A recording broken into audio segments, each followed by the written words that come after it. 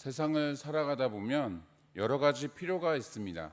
먹고 살아가기 위해 생활 필수품은 물론이고 또 사람에 따라서 기호품 또는 사치품, 다양한 것들이 있어야 하는 것입니다. 그렇게 해야 문화가 형성되고 또 사람들이 서로 어우러져 살아갈 수 있는 것이죠. 여기에는 비단 물질적인 필요뿐만 아니라 영적인 필요와 정서적인 필요도 함께 있어야 할 줄 압니다. 이런 가운데 하나님께서 여러분들에게 단 하나의 소원을 들어줄 테니 한번 말해보아라고 말씀하신다면 여러분들은 무엇을 구하시겠습니까? 우리가 잠언 말씀을 나누고 있어서 그런 것은 아니지만 하나님의 지혜를 구하시기 바랍니다. 왜냐하면 그분의 뜻과 마음을 알게 되고 하나님의 통치 원리와 또 관계 원리로 우리는 살아갈 수 있게 될 것이기 때문입니다. 우리를 창조하신 이유와 목적을 따라 살아갈 수 있을 것이기에 우리의 삶의 질이 달라질 수 있는 것이죠. 오늘도 이와 같은 마음으로 지혜를 사모하며 살아가실 때 그 소망에 응답해 주시는 하나님의 은혜를 경험하는 저와 여러분이 되시기를 주님의 이름으로 축원합니다. 세상 사람들이 가장 귀하게 여기는 것은 각종 금은 보화일 것입니다. 고려시대 말기 최영 장군은 일평생 황금 보는 것을 돌같이 했다라고 하지만 그것을 싫어하거나 거부한 사람은 사실 거의 없을 것입니다. 자신의 윤리적이고 도덕적인 신념과 가치에 따라서 불법적으로 또는 악의적으로 들어오게 되는 것을 거절하는 그런 일들은 있어도 아무 탈이 없다면 얼마든지 가지려고 하겠죠.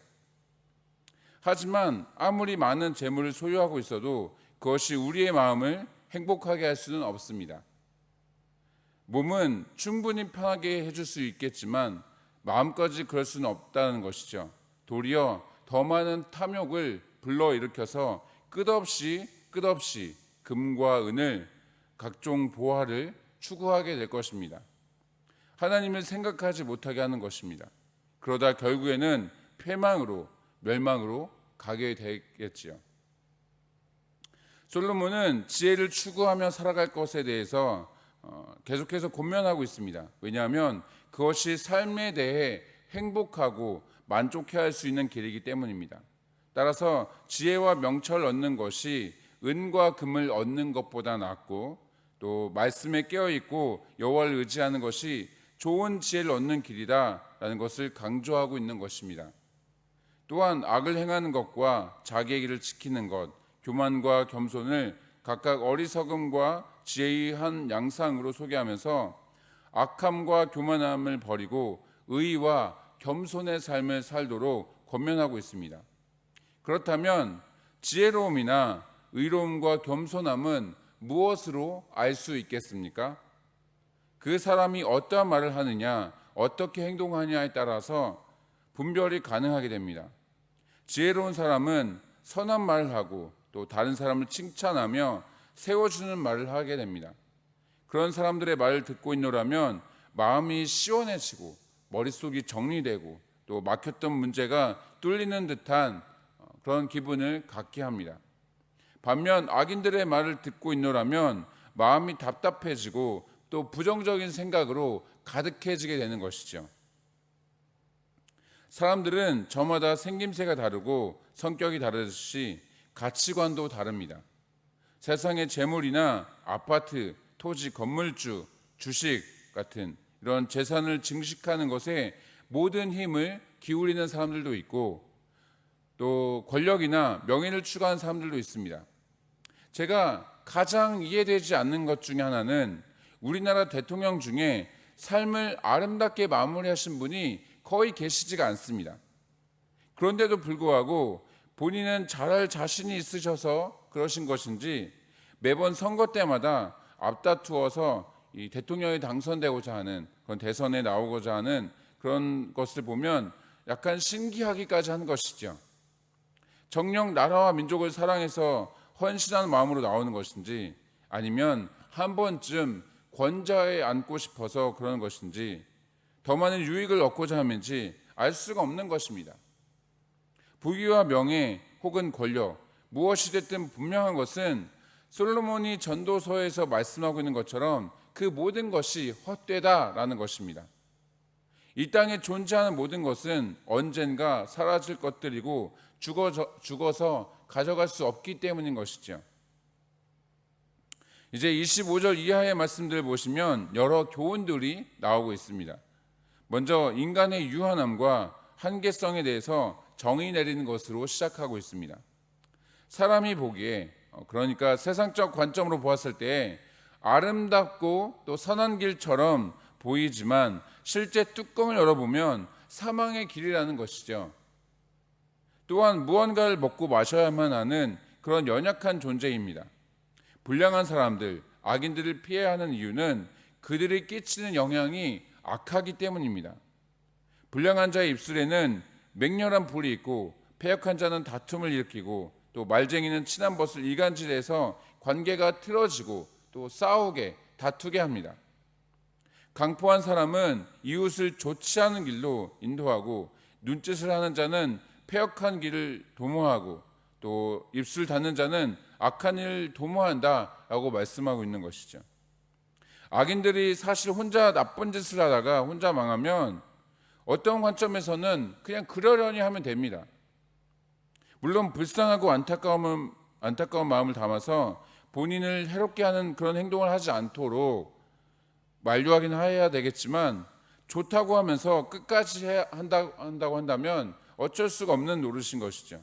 하지만 악인들을 피하고 멀리하는 이유는 자칫 함께 망할 수 있기 때문입니다. 금묵자흑, 까마귀 노는 곳에 백로에 가지 마라 라는 말이 있는 것처럼 그들을 위해 중보는 하더라도 가급적이면 어울리지 않도록 주의해야 할 것입니다. 사람들이 가장 많은 관심을 갖는 것이 있다면 또 무병장수 내지 건강한 삶이 될 것입니다. 특히나 삶의 질과 수준이 높아지고 요즘같이 작년부터 시작된 이 코로나 특수까지 겹치면서 어떻게 하면 젊고 또 어떻게 하면 더 건강하고 그렇게 신명나게 살 수 있을까에 대한 열기가 높아진 것이죠. 그것에 대해서 오늘 본문은 세 가지로 정리하고 있습니다. 의로운 길로 행하는 것, 마음을 잘 다스리는 것, 모든 일을 하나님의 뜻대로 이끌어 가시는 그 여호와를 의지하는 것, 이렇게 세 가지가 됩니다. 의롭고 경건하고 거룩한 삶을 살아간 사람은 하나님의 보응으로 장수를 하게 됩니다. 때론 고난과 시련이 있을 수도 있겠지만 믿음과 신앙으로 꿋꿋이 견디어 나가는 것이죠. 이러한 사람들은 주변 사람들의 인정과 칭찬과 신망을 얻게 됩니다. 대부분의 질병이 마음에서 나온다라는 말이 있는 것처럼 마음을 잘 다스리는 것 역시 굉장히 중요한 사항입니다. 사실 이 장수의 비결 세 가지는 여호와를 의지하는 것과 연결되는 부분이기도 합니다. 하나님을 믿고 신뢰한다면 또 그분이 행한 대로 갚아주실 것을 확신한다면 담대히 의롭게 행할 수 있고 어떠한 근심과 걱정에도 반응하지 않게 될 것이기 때문입니다. 바라기는 언제나 여호와 하나님을 의지하게 힘쓰시기를 주님의 이름으로 축원합니다. 말씀을 마치겠습니다. 잘못된 말과 행동으로 징계와 심판을 받는 것에 대해서 그것을 좋아하는 사람은 없습니다. 왜냐하면 아픔과 고통이 수반되기 때문입니다. 그럼에도 불구하고 다른 사람을 아프게 하고 또 갈등과 분열을 일으키게 하고 심지어 그것이 잘못된 것인지 자각하지 못하거나 또는 그런 일들을 통해서 희열을 느낀다면 그것은 문제가 있는 사람입니다. 물론 우리의 죄악된 본성이 그러한 행동을 하도록 이끌어가는 부분이 있긴 하지만 아무리 그래도 조금만 더 주의를 기울인다면 또 사랑하는 마음을 가진다면 하지 않을 수 있는 것입니다. 하나님의 영광을 드러내고 세상의 빛과 소금으로서 살아가야 할 그런 사명과 부르심이 있는 우리로서는 세상과 구별되는 그런 의로운 삶을 살아가야 하는 정체성을 깊이 깨닫고 그렇게 된다면 우리가 조심할 수 있게 되는 것이죠. 이를 위해서 특별히 시편 기자가 자신의 입술에 파수꾼을 두어서 입술의 문을 지켜주시도록 간구했던 것처럼 내 힘과 또 내 의지로 할 것이 아니라 하나님 앞에 하나님의 도우심으로 할 수 있도록 간구해야 할 것입니다. 그렇게 해서 하나님 앞에 의인으로 인정받고 주의 영광 나타내는 저와 여러분 되시기를 주님의 이름으로 축복합니다.